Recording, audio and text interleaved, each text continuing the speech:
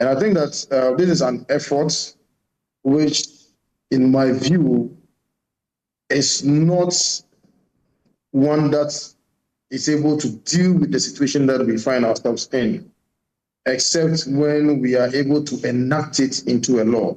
What I see right now is more or less a courtesy for boys and girls.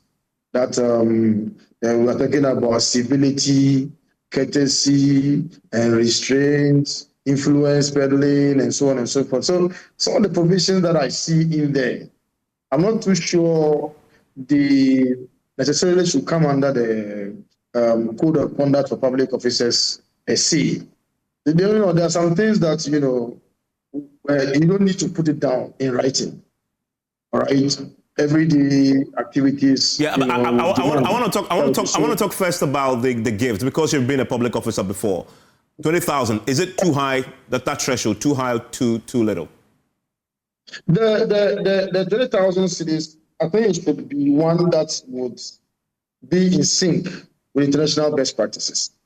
All right, because Ghana is not an island, and so we operate within an ecosystem where you interact with other citizens of other nations.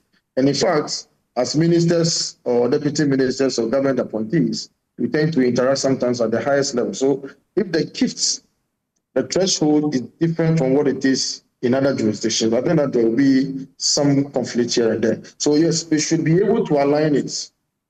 International best practice in Europe, in America's international organizations, what is the minimum? Then we'll be talking about the fact that, okay, then we need to comply. Unless, of course, we are saying that we are doing 20,000 because we are not too sure about the value of the city in 10 years or in 20 years. So maybe we are hedging.